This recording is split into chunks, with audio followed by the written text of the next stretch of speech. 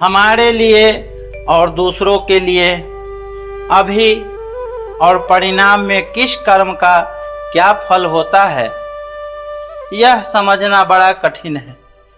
किसी कर्म को करने में मनुष्य अपना हित समझता है, पर हो जाता है अहित। वह लाभ के लिए करता है, पर हो जाता है नुकसान। वह सुख के लिए करता है, पर मिलता है दुख। कारण कि कर्तृत्वाभिमान और फलेच्छा सुखाशक्ति रहने के कारण मनुष्य कर्मों की गति को नहीं समझ सकता। जिस कामना से कर्म होते हैं, उसी कामना के अधिक बढ़ने पर विकर्म होने लगते हैं, परंतु कामना नष्ट होने पर सब कर्म अकर्म हो जाते हैं। इस प्रकरण का खास तात्पर्य अकर्म को जानने में ही है, और अकर्म होता है कामना का नाश होने पर।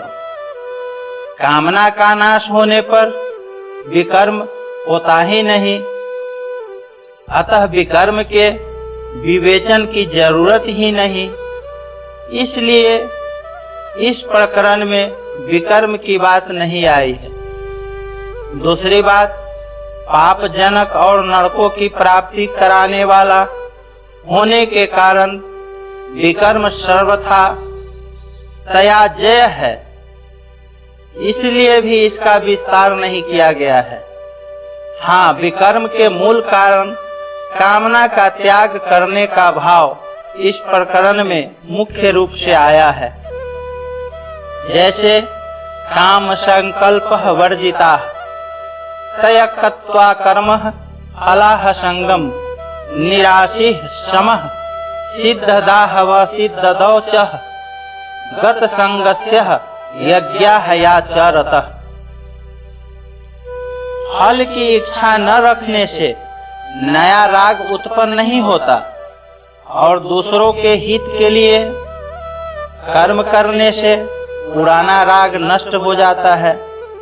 इस प्रकार राग रूप बंधन न रहने से साधक सर्वथा वितराग हो जाता है। वितराग होने से सब कर्म अकर्म हो जाते हैं। जीवन का जन्म कर्मों के अनुबंधन से होता है।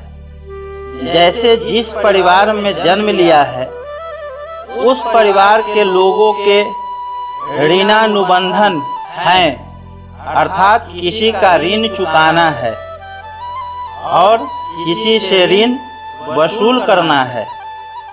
कारण कि अनेक जन्मों में अनेक लोगों से लिया है और अनेक लोगों को दिया है। यह लेन देन का व्यवहार अनेक जन्मों से चला आ रहा है।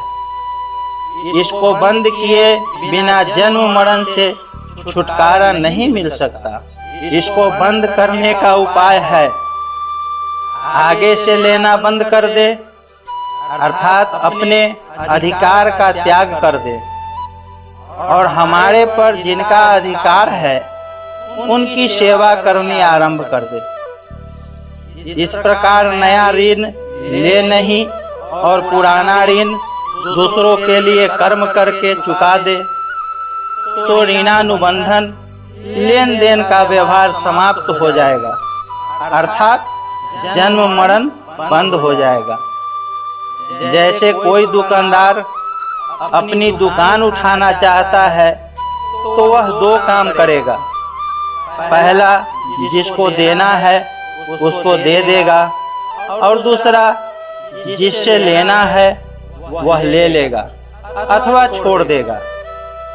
ऐसा करने से उसकी दुकान उठ जाएगी। अगर वह यह विचार रखेगा कि जो लेना है वह सब का सब ले लूं, तो दुकान उठेगी नहीं। कारण कि जब तक वह लेने की इच्छा से वस्तुएं देता रहेगा, तब तक दुकान चलती ही रहेगी, उठेगी नहीं। अपने लिए कुछ भी न करने और न चाहने से असंगता स्वतः प्राप्त हो जाती। कारण कि करण शरीर, इंद्रिया, मन, बुद्धि, प्राण और उपकरण कर्म करने में उपयोगी सामग्री संसार के हैं और संसार की सेवा में लगाने के लिए ही मिले हैं, अपने लिए नहीं।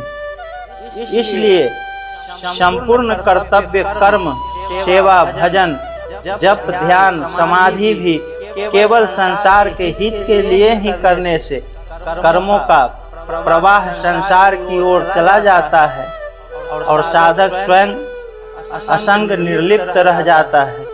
यही कर्म में अकर्म देखा